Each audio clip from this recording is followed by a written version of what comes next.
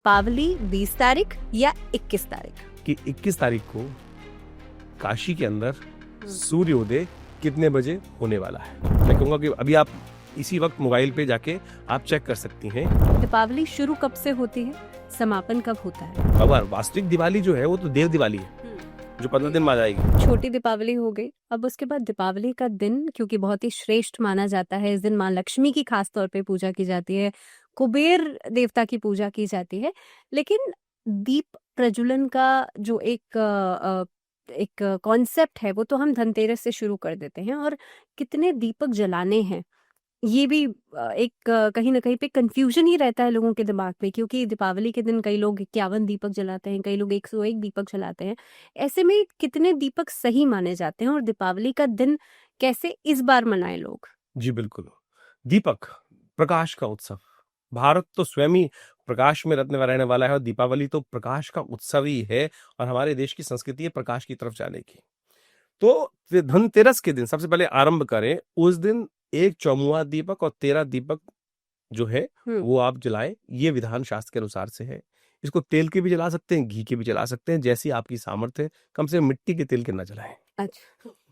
तो आमतौर पर दीपक लोग जलाने की बात कर सकते हैं तो सरसों के तेल के, नारियल के तेल के या घी के, जैसी भी आपकी सामर्थ्य है, शुद्ध वो है, उसको जलाने की व्यवस्था हमारे यहाँ परंपरा बताई गई है। और मिट्टी का तेल तो शायद हमारे यहाँ था भी नहीं, वो व्यवस्था तो बाद में लोगों ने ऑल्टरनेट सिस्टम पे डेवलप करके जो आया बाद में पेट्रोल की खोज के बाद से वो सिस्टम बना। हमारे यहाँ तेल सरसों का तेल ही पूरा, मतलब जिसको कहते हैं ऑर्गेनिक चीज जिसको कहा जाता है, ऑर्गेनिक रूप में ही। और जो तेल है ना, ये पॉल्यूशन नहीं बढ़ाता, ये पॉल्यूशन नहीं बढ़ाता, ये बेसिकली तौर पर ये तो एक प्रकाश का उदाहरण है। उसकी जो फ्यूम्स हैं वो उतनी खतरनाक नहीं है जितनी बाकी सारी चीजों के फ्यूम से निकलती हैं। तो उसके बाद चौदस आती है, जो चौदस के दिन तो एक दीपक तो अवश्य शास्त्र के अनुसार से कहा मैंने, एक दीप दान भी कर सकते हैं। तो वो कम से कम आप उसको जलाइए, तो जो उतने कर सकते हैं 5 दीपक अवश्य कम से कम छोटी दिवाली पर जलाने चाहिए जी। ये अवश्य जलाने का प्रयास करें। दीपावली असंख्य है, जितनी आपकी श्रद्धा है, हर घर का कोना कोना प्रकाशित। और बल्कि कार्तिक मास में तो दीपदान का अलग से महत्व है। कार्तिक मास का पूरा महीना ही क्या कहा जाता है, कार्तिक के अंदर पुण्य प्राप्त करने के लिए सबसे श्रेष्ठ महीना बोला जाता है। कहा जाता है सूर्य उदय से पहले स्नान करें, भगवान सूर्य का दर्शन करके उनको अर्घ्य दें, शाम को दीप दान करें और रात्रि में जागरण कर कर हरिनाम का स्मरण करें। यही तो कहा गया है कार्तिक का पुण्य प्राप्त करने का, यही और यही चीज सबसे श्रेष्ठ है। तो कार्तिक में जिस प्रकार से पूरा ब्रह्मचर्य का पालन करते हुए, संयमित रहते हुए, पूरा सात्विक भोजन करते हुए ये पूरा प्रोसेस बनाए, तो इसके हिसाब से हमें चलना चाहिए। दीपावली में असंख्य दीपक आप जला सकते हैं, तो आप कम से कम 11, 21, 27 इस प्रकार से दीपकों का प्रज्वलन कर कर जितना घर का कोना कोना, जहां घर में व्यवस्था है, चाहे गौशालाएं हैं, जहां आपकी जगह है, हर कोने को प्रकाशित करने का हमको प्रयास करना चाहिए। जितना सुंदर दीपावली का त्योहार जो है वो कहा जाता है महालक्ष्मी भ्रमण करती हैं, और जिस दिन जिस भी कोने से आ सकते हैं, तो हम हर जगह से उनके स्वागत के लिए सुंदर रूप से रंगोली बनाई जाती है। वो मेहमान के लिए नहीं है, महालक्ष्मी के लिए है। और मैं आपको एक प्रोसेस बताता हूँ कि हम सब चाहते हैं कि लक्ष्मी हमारे यहाँ स्थिर रहे। हम अनेक प्रकार से पूजन करते हैं लक्ष्मी जी का, तो उस लक्ष्मी के पूजन के बाद का एक प्रोसेस बता देता हूँ। ब्रह्मास्त्र है, वो आप रख लेंगे तो हम सब चाहेंगे कि वो घर में ही रहें।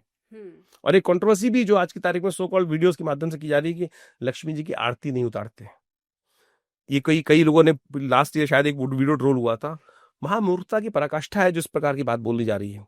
आरती पूजा का अभिन्न भाग है। षोडशोपचार पूजन के अंदर आरती की जाती है। आरती हम भगवान को दिखाते हैं ना, वो क्या वास्तविक तौर पे क्या है ना, वो उनकी नजर उतार रहे हैं हम कि भगवान आप इतने सुंदर लग रहे हैं कि कहीं मेरी नजर ही आपको न लग जाए। वो आरता जो उतारते हैं ना, जब दूल्हा आता है घर में, जब दूल्हा घर में आता है तो जो सास जो है वो उतारती है दूल्हे की नजर। वो इसलिए उतारती है कि तेरे को कहीं किसी जो इतना तू सुंदर लग रहा है, साक्षात नारायण स्वरूप लग रहा है, कहीं तेरे को नजर न लगी। तो आरता तो भगवती महालक्ष्मी जो इतने स्वरूप से हम आदर कर रहे हैं, वो समर्पण भाव है। तो बिना आरती की तो पूजा हो ही नहीं सकती है। तो आरती जो है वो ये नहीं है कि आरती करके लोग कहते हैं विदा कर देते हैं। अरे आरती तो आवाहन है। एक और यहाँ तो अभी आप जो बात कर रहे थे, मैं एक वो बता देता हूँ, उसके बाद आगे चलते हैं कि पूजा समाप्त होने के बाद हम क्या करते हैं, भगवती को ऐसी पर्दा बंद किया, अब चल देते हैं हम। अरे भगवती को रखो तो सही। हम क्या करते हैं, भगवती का आवाहन कर दिया हमने, विसर्जन नहीं करना है भाई। अब पूजन के बाद विसर्जन करने का नियम है, तो भगवती को शैया प्रदान की जाती है। शैया में क्या है, भगवती किस पे विराजती है, कमल के पुष्प पे। तो कमल के पुष्प खूब बढ़िया से एक प्लेट में सजाए, और उसका भी ऑल्टरनेट बताया तो बहुत सारे लोग कहते हैं भाई कमल का पुष्प तो बहुत महंगा मिलता है, मखाने होंगे आपके पास, कमल के पुष्प जो है, मखाने जो है वो भी एक तरह से कमल के पुष्प ही हैं। कमल के बीजों को भाड़ में बूझने के बाद वो खिल जाते हैं, तो फूल बन जाते हैं। तो उनको एक प्लेट में सजाओ और भगवती के समक्ष आके रखो, और अनुनय विनय से प्रार्थना करो कि भगवती, ये हम शैया प्रदान कर रहे हैं आपको, आप यहीं वास करें। ये भावना प्रधान है, ये भावना प्रदान करके वो शैया यदि आपने प्रदान कर दी, तो बस आप मान के चलना, तो ये इससे बड़ा श्रेष्ठ पूजा समर्पण भाव से समक्ष रखो, भगवती की कृपा से आपको। आज लोग टोटकों में लग गए, पता है, छोटे छोटे ऐसे जो आज की तारीख में मीडिया में चलते हैं, वो छोटे छोटे शुगुफ्ते, वो आप लोगों में फंस जाते हैं। ये श्रद्धा का पूजन का समर्पण जो है ना, उसको श्रद्धा से करने का प्रयास करें। आचार्य जी, एक और कंफ्यूजन है कि कई बार खड़ी हुई लक्ष्मी जी की पूजा या बैठी हुई लक्ष्मी जी की पूजा, ऐसा कहते हैं कि आप ऑफिस में हैं तो अलग विग्रह होना चाहिए, और अगर घर में पूजा कर रहे हैं तो अलग विग्रह होना चाहिए। ये कंफ्यूजन क्लियर कीजिए। देखिए, भगवती के विभिन्न स्वरूप हैं, कलाकारों ने उसको अभिव्यक्ति रूप में अलग अलग प्रकार दिए। अष्टलक्ष्मी हमारे यहाँ अनेक अनेक प्रकार से है। तो ये विशेष तौर पे रखें कि स्थिर लक्ष्मी प्राप्त करने के लिए घर में गणेश और जो भगवती हैं वो बैठी हुई रूप में ही हमको स्थापित करके उनका पूजन किया जाना चाहिए। कमल के पुष्प पे विराजमान भगवती, कमल के पुष्प पे बैठी हुई जो भगवती हैं, उन्हीं का पूजन करने का शास्त्र में नियम शास्त्र बताया गया है, और उनका बड़ी श्रद्धा के साथ पूजन करें और बिठाए, स्थान दें, और उनको वहीं वास रखें जहां भी पूजन करना है। ये तो हमने जबरदस्ती बाइफिकेशन कर दिया है कि अलग से ऐसे ऐसे इस रूप में करें।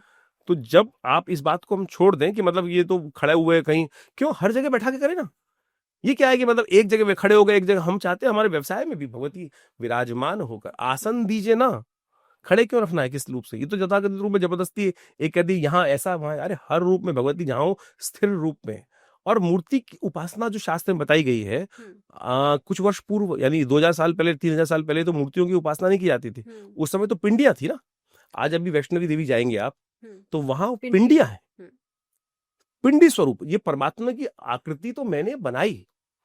वास्तविक तौर पे तो जब पंडित जी अगर आप पूजन कराने आपके घर में आते हैं, तो क्या करते हैं पंडित जी, दो सुपारी को लपेट कर पिंडात्मक रूप में, पिंडी के रूप में। तो ये बैठने और खड़े करने वाला कॉन्सेप्ट जो है, ये तो मैं कहूंगा कुछ और देन है, लेकिन वो मान के चले वो पिंडी के रूप में ही है। तो हमारे यहाँ यंत्र के रूप में पूजन किया जाता है, वो लक्ष्मी को यंत्र के रूप में स्थापित करके पूजन करें। तो ये जो फालतू के कॉन्सेप्ट जो कर गए हैं, तो उनको स्थिर भाव से आपको समझने का प्रयास करना चाहिए। दीपावली का अगला दिन क्योंकि गोवर्धन पूजा का होता है, अन्नकूट भी कहा जाता है, 56 भोग भगवान श्री कृष्ण को लगाए जाते हैं। अब गोवर्धन पूजा का महत्व क्या है? क्योंकि भगवान श्री कृष्ण ने तो खुद एक संदेश दिया है कि हमें प्रकृति का पूजन करना चाहिए। देव इंद्र का उस दिन कहीं ना कहीं पे बहुत अहंकार जो उन्हें था, उसे तोड़ करके ये एक मैसेज दिया था। गोवर्धन पूजा कैसे इस पर्व को मनाया जाना चाहिए? दीपावली 5 दिन की है, और 5 दिन का जो पूजन है वो विशेष तौर पे ऐसा है कि जो गोवर्धन का प्रकृति के साथ संबंध अद्भुत रूप से है। मैं कहूंगा भगवान जो परंपराएं थी, भगवान ने ये संदेश दिया कि हम प्रकृति के साथ जुड़े हैं। ये गोवर्धन जो पर्वत है, वो उस पूरे क्षेत्र को समृद्धि देने का काम करता है, तो उस प्रकृति के अनुसार से उसको महत्व देने का प्रयास करना चाहिए। भगवान ने वही इंद्र के उस अभिमान को समाप्त करने के लिए, कि वो इंद्र का तिरस्कार नहीं था, वो केवल अभिमान का तिरस्कार था। भगवान ने तो कहा यथा विद्धि श्रेष्ठ, कहीं देवताओं का तिरस्कार नहीं किया है। तो हम वो अभिमान का तिरस्कार करने के लिए, अभिमान को समाप्त करने के लिए वहां गोवर्धन के रूप में प्रकृति की पूजा करने का सिद्धांत वहां प्रतिपादित किया है। भगवान संपूर्ण रूप से समर्पित भाव से 56 भोग लगाने की अनेक अनेक परंपराएं कही जाती है। अब इसकी कई जगह लोक कथाएं भी हैं।